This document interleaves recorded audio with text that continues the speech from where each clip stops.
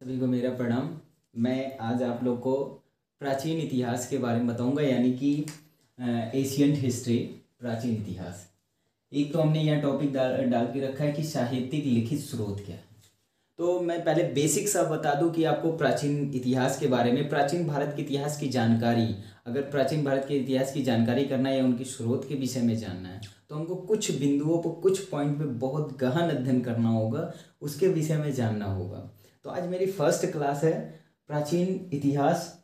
तो आप लोग से रिक्वेस्ट है कि आप लोग अगर मेरे चैनल पे नए हैं तो मेरे चैनल को सब्सक्राइब कर ले, और हाँ, नोटिफिकेशन बेल आइकन जरूर ऑन रखें क्योंकि मैं नए नए अपडेट्स देता रहूँगा। तो मेरा नाम है संदीप। चलिए स्टार्ट करते हैं।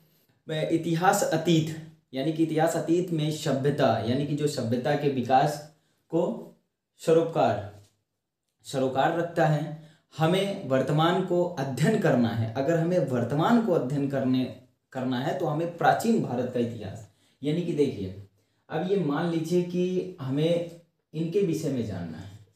अगर हम किसी व्यक्ति के विषय में जानना चाहते हैं या उसके बैकग्राउंड के विषय में जानना चाहते हैं, उसके अतीत के विषय में जानना चाहिए या इसके विषय में जानना चाहते हैं, तो सबसे पहले हम इसके अतीत में जाएंगे, यानी कि इनके हम पूर्वजों के बारे में सोचेंगे, इनके पेरेंट्स के बारे में सोचेंगे, इनके माँ बाप के बारे में जानेंगे।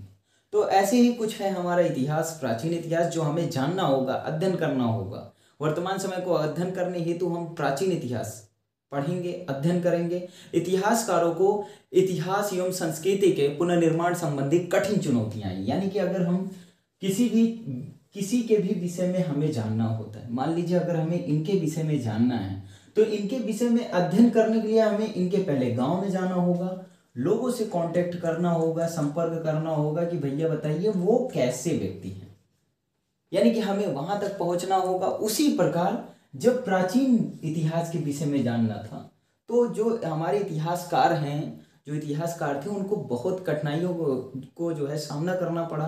पुनर्निर्माण संबंधी कठिन चुनौतियों का सामना करना पड़ा। अगर देखा जाए तो सामान्यतः प्राचीन इतिहास पुनर्निर्माण हेतु प्रयुक्त स्रोत है, यानी कि फिर से उसका निर्माण करना। पुनर्निर्माण मतलब क्या हो गया, फिर से उसको निर्माण करने के कुछ स्रोत हैं। अब उन स्रोतों में 3 श्रेणियों में विभक्त किया जाता है। कौन कौन से स्रोत है, मान लीजिए अगर इनके विषय में जानना है तो पहले तो हम इन्हीं से बात करेंगे। पहले अगर कोई व्यक्ति है इनसे जानना चाहता है, पहले तो हम इनसे कांटेक्ट करेंगे। अगर हमें इनसे विश्वास नहीं है तो हम इनके गांव में जाके लोगों से कांटेक्ट करेंगे कि भैया आप बताइए